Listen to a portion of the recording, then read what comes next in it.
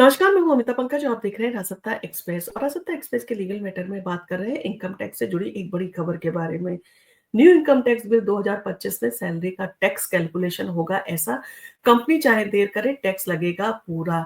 तो भारतीय income tax कानून को जो है अब नया रूप दिया जा रहा है। दरअसल सरकार ने इनकम टैक्स बिल 2025 जो है वो पेश कर दिया है, जिसमें टैक्स पेयर्स को कानून को समझने में जो है वो आसानी होगी। और इस नए विधेयक का मकसद कानून की भाषा को जो है आसान बनाना है और कई पुराने गैर जरूरी प्रावधानों को उसमें से हटाना है। इसमें खास ध्यान सैलरीड क्लास और उनके टैक्स कैलकुलेशन पर दिया गया है।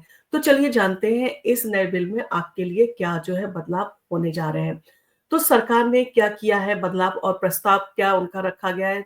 सरकार ने टैक्स ईयर का एक नया कॉन्सेप्ट जो है वो पेश किया है। तो अब वित्तीय वर्ष यानी कि फाइनेंशियल ईयर और असेसमेंट ईयर जैसे पुराने शब्दों की जगह टैक्स ईयर शब्द का इस्तेमाल जो है वो किया जाएगा। और इसमें टैक्स पेयर्स के लिए जो है टैक्स भरने का समय और वर्ष जो है वो तय करना आसान हो जाएगा। टैक्स ईयर और सैलरी पर जो होने वाली बदलाव है वो इस तरह से है कि आप सभी को ये तो पता है कि जब आप अपनी इनकम टैक्स रिटर्न फाइल करते हैं तो पुराने वित्तीय वर्ष यानी कि असेसमेंट ईयर के लिए जो है वो फाइल करते हैं। उदाहरण के तौर पर अगर आप 2025 में टैक्स रिटर्न जो है वो भर रहे हैं तो ये टैक्स रिटर्न जो है वो 2023 और 2024 के वित्तीय वर्ष के लिए होता है। तो अब नए इनकम टैक्स बिल में जो है ये बदलाव होगा कि इसे अब टैक्स ईयर जो है वो कहा जाएगा। फुल एंड फाइनल पेमेंट पर भी जो है वो टैक्स में नए जो है वो नियम लागू किए जाने के प्रावधान है। तो एक और बड़ा बदलाव सैलरी के टैक्स कैलकुलेशन में जो है वो किया गया है। अक्सर ऐसा होता है कि अगर आप अपनी कंपनी या अपनी नौकरी बदलते हैं तो कंपनी आपको फुल और फाइनल पेमेंट जो है वो करने में अक्सर जो है वो देरी करती है। कई बार जो है इन सारी चीज़ों में कई वित्तीय वर्ष भी जो है वो लग जाते हैं। तो ऐसे में आपको कन्फ्यूज़न हो जाता है कि उस सैलरी पर टैक्स जो है कब लगेगा और कैसे उसको दिया जाएगा। तो नए इनकम टैक्स में जो है इन सारी चीज़ों को लेकर क्लैरिटी और साफ-साफ जो है बताया गया है। इसके मुताबिक अगर आपकी सैलरी का कोई हिस्सा किसी टैक्स ईयर में जो है मिलना था, लेकिन वो जो है अगले टैक्स ईयर में आपको मिला है, तो भी जो है उस पर टैक्स उसी टैक्स ईयर में लगेगा जब आपको इनकम जो है वो मिलनी थी। इसका मतलब है कि कंपनी अगर पेमेंट करने में देरी भी करती है, तो भी आपको पूरी सैलरी पर जो है वो टैक्स देना पड़ेगा। मान लीजिए आपने कहते हैं 2025 का टैक्स अगर आपको देना है और मान लीजिए आपकी सैलरी 2026 में मिलती है, परंतु आपको टैक्स जो है वो 2025 में ही जो है आपका काटा जाएगा। ऐसा नहीं कि जब आपको सैलरी मिलेगी उसके बाद में आप जो है वो टैक्स पे करेंगे। तो कहीं न कहीं ये चीज़ें जो है काफ़ी कन्फ्यूज़न पैदा करती थी और इसमें जो है इन सारी चीज़ों को लेकर सॉल्यूशन जो है वो दिया गया है।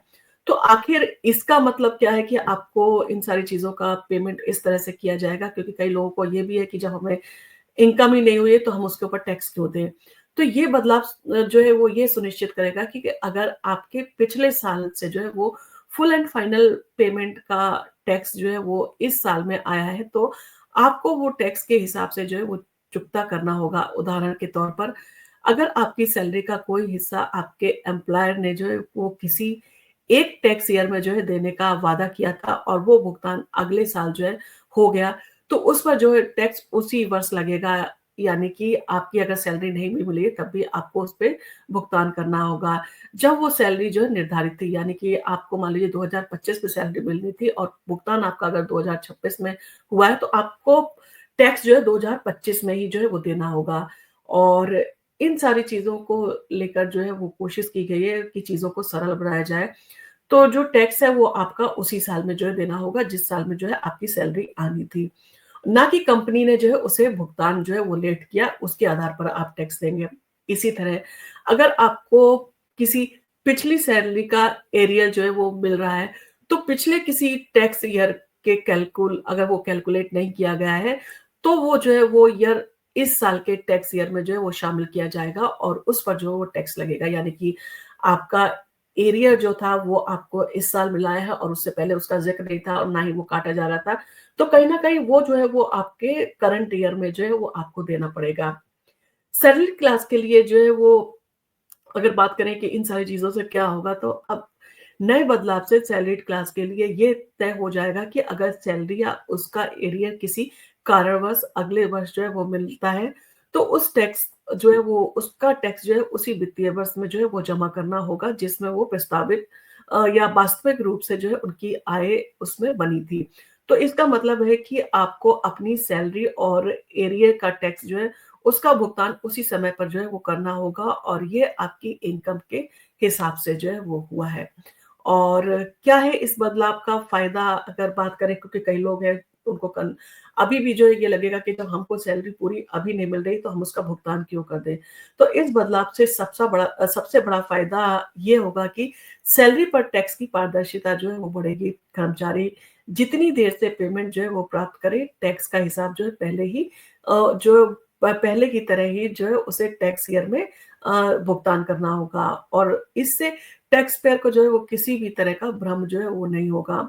इसके अलावा फुल एंड फाइनल पेमेंट देरी से होने के बावजूद भी टैक्स का कैलकुलेशन सही समय पर जो है वो किया जाएगा।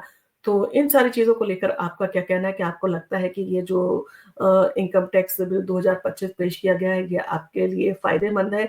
या आपको लगता है कि जब आपको पेमेंट मिले उसके बाद में आपको टैक्स जो है वो दिया जाना चाहिए? इन सारी चीज़ों को लेकर आप हमें कमेंट ज़रूर करें और आपको अगर हमारा वीडियो पसंद आया तो आप इसको लाइक कीजिए, शेयर कीजिए और आप अगर हमारे चैनल पर पहली बार आए हैं तो हमारे चैनल को सब्सक्राइब करना ना भूलें। धन्यवाद।